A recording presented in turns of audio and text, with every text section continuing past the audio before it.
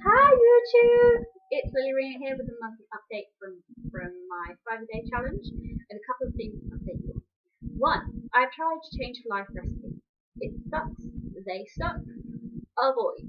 Seriously, their website is terrible, they're terrible, it has barely any information that's useful, it's just a colourful variation of what's on the NHS with a couple of recipes that are disgusting. End of. Then there's BBC Good Food, who I love. I've only just found out about how awesome they are when my other half sent me 5-a-day portion definitive guide.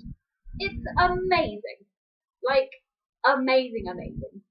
It basically splits all the fruits and veg by colour that you generally have in this country to use, and tells you how much in a written way and a graphical way to have a portion of that every day. It even breaks it down into certain foods being cooked and certain foods being raw. Amazing.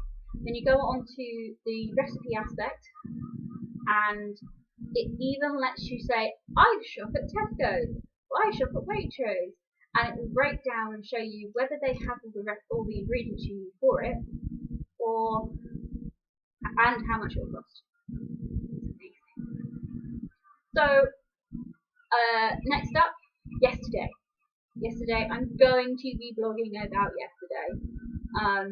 If you follow it, basically, I put up a blog post in the morning with an interview with someone incredible called Karen from the Sensitive Kitchen. It's all about her journey with finding out that she was allergic to certain foods, to now teaching other people how to eat healthily based on their dietary issues, or just wanting to be healthy in general. So if you have an allergy or if you're a super taster, she knows how to teach you how to be better with food. So exciting. Seriously check it out and talk to her. If you're based in Sussex, try and go and try out her food. It's phenomenal, very strong, and she will rejig it if she knows that there's a super taster coming. So do tell her if you're a super taster, or if you have any other dietary issues, and it is amazing. So I wrote the blog post, it was an interview, it was fantastic, put it up, shared it out, or started to do it anyway. And then I got a message from a friend saying, I'm going to Glyndebourne, I have a +1 ticket which has just come up, you need to meet me at the train station in an hour though if you want it.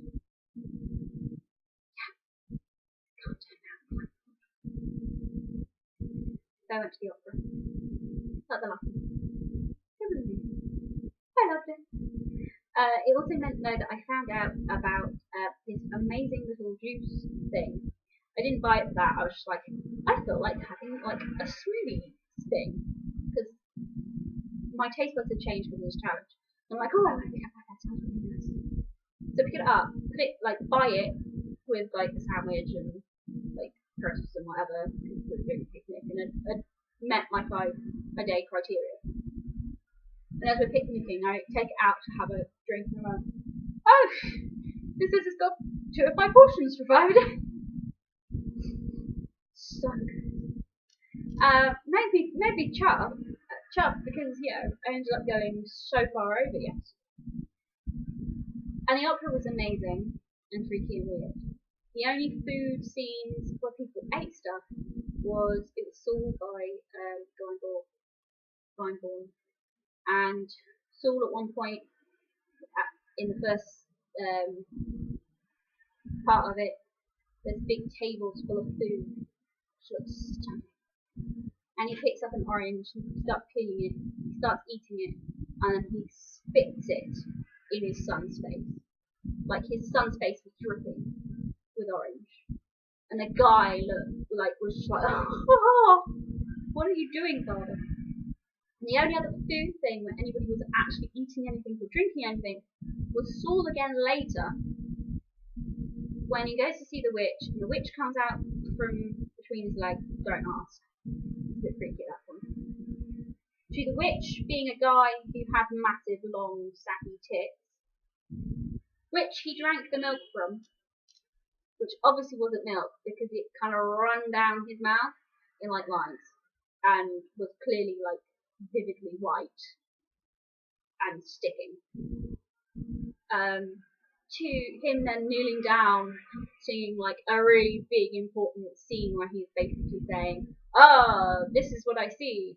We're all going to get killed, but David's then going to bring up and save Israel, and I'm going to die, and I shouldn't have cheated him so bad. What have I done? As he's singing all of this, the witch squeezing this white substance from his fake tit onto Saul's head, and it's dripping down him as he's singing. So it was a bit disturbing at parts.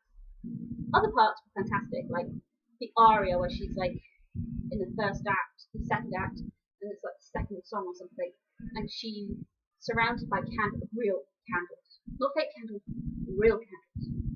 She's singing and it's beautiful. And then the next scene is Saul, and he's singing, and he's going from being like, I'm the king, to I'm this incredibly insane man who's just going to try and kill David no matter what. And people from the chorus are singing about his descent, and as they do, he's ever going into darkness because each of the candles is going out. Beautiful. And then they have to go to the Lord getting food. Yeah. So opera was good. Bit thrown by it. So glad I did the blog in the morning. And that's the thing, the blogging part has been hard. Because with food, you have to blog generally at the end of the day to say, this is what I've had. Because I eat so late, you just kind of, you can't do it at the start. Okay, this is what I'm going to do today because things change. And you can't then go, this is what this is going to taste like. I don't know, this is what I'm guessing. So next month I'm doing sign language. Yay! Going to be learning BSL, or trying to learn some BSL. Basically there's Flashsticks have sent me some amazing post-it note style like prompters. You stick on objects and things around the house, and then you can do an app that goes over them and learn what the signs. I have some signs I know already, like thank you, and sorry, and please, and thank you. But this is a good way to learn some real important beginner words and raise awareness of the importance of sign language. So next month is going to definitely be more vlogging, which I kind of suck at, but I'm going to try and get better. And it's going to be easier in the respect that I can write at any point in the day. I can go, this is what I'm going to try and learn today, and this is why I think these words are important. Or, I've just started learning this word. It's hard. How do you remember this? Or, I need to make sure I remember this mouthful expression. It's really difficult. Or, I still remember yesterday's and the day before's. So, this challenge has been hard on so many fronts. It's been the first challenge. It's been a food challenge, which affects a lot of things. And it's been difficult vlogging so late. So next month should be good in that respect, that it will be at least a little bit easier. Less impactful. I still am trying to work out what I'm doing for September. I have November booked, so I will be announcing that very soon. But September is still a little bit up in the air, and there's a number of reasons. November has to happen in November for a reason which you'll find out soon. BSL I want to happen next month, and it's kind of be a bit short notice to change it otherwise. So September is one of those months that is a bit difficult. So if you have any ideas of what you think I should challenge myself to do for a month, please leave a comment below. Now, on to the last thing. It is coming to the end of this challenge, but it's life changing. It's really transforming how I see, how I kind of deal with food day to day, And everyone keeps asking me more and more as it goes on, what are you going to do when it finishes? I'm going to try and keep it up as much as possible. And while I don't want to blog about it every day anymore, because it's hard, on top of them trying to do the ASL challenge, I do want to try and eat 5 fruit and veg a day. I think with everything I've learned this month, it's going to be possible. There's still going to be days when I'm going to struggle, but it's still going to be possible. And I think then doing like an update maybe. I still don't know whether I should do an update weekly or whether I should do it monthly, but I still want to do an update. And I think that's important because it gives that kind of recurrence of you should do this. There's people who are going to be kind of keeping in track of this, or it's written down, and if you have like 2 weeks where you haven't done any fruit or veg, you've then got to write about that. And I think to then be like, oh, yeah, I'll do 5 fruit veg a day, and then going, oh, yeah, I've got to write about it. I've got to. There's some sort of accountability to it, which is why this has been so powerful. So I would highly recommend doing it. Set a month though, when you're like, I don't have many things I'm going out to at the beginning of the month. They might be at the end, but at the beginning of the month, I haven't got all these crazy events I'm going to. And plan. With the side of plan. You can never be kind of. You can use all the preparation you need, especially if you go from eating like no portions a day to try and eat 5 a day. Definitely planning. So I'm going to do one more vlog before the challenge is over, and I'm really kind of excited because A, I've done it. B, I've done it, and I've changed. You know, I will now happily pick up this. I don't crave sugar anywhere as much anymore. I walk into a supermarket and not be tempted to go snooping for my sugary fix. Feel fuller like throughout the day. I still don't know how much I've lost in weight. I've avoided the scales for a while. Don't like them. I know I may have lost weight, but it still tells you that you're heavy. Yeah, I will go on one last time before the end, probably on the last day. But it's been an incredible journey, and I am excited and sad that it's been. If you want to do this, if you want to try and have a healthy life, something that's going to, reduce the chances of you getting cancer and dementia and breaking bones when you're older and all sorts of other health benefits, do it and blog about it. I'm not kidding. Say you're going to blog every day about what you eat and put it online.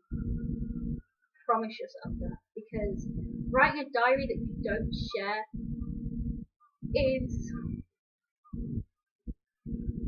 it's easy just then to go, hey, oh yeah, I've done it.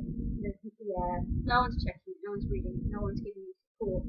You're putting it out there and you're talking about the struggles that you have. We're not making a normal healthy diet taboo anymore. We're making it a conversation. We need to talk about five a day more. We're not. With 30% of people are getting their 5 a day. 30%. And yet we're happy to go on these crazy fad diets. So do this and write about it every day for a month. And I promise you'll find a difference.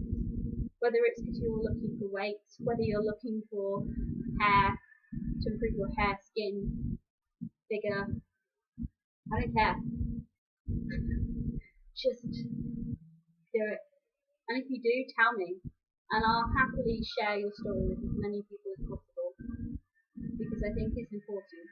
We need to have a conversation and not make 5-a-day taboo as it's becoming, or has been for a while. The healthy diet, which I'll call the Lily Ringlet diet if you really want, but we need to stop being like this Atkins diet, this keto diet. We need to be talking about the normal diet, a diet of a good number of fruit and veg, mix of protein, mix of carbs, mix of sugar. We need to make it not seem taboo that we're not making it. So talk about it. Share your experience. So I know I will. I don't know if it will be weekly or monthly, but I'm going to still try and tell my story as it goes on. Try to make it not taboo anymore. Maybe like a couple of months down the line, you'll be like, who is that girl? She's so skinny and fit and yummy and wonderful and full of life. And maybe you'll be like, how did you do that? How has she managed that in a couple of months? So, yeah, do it. Join me on a revolution. 5 a day. So, yeah. Till next week.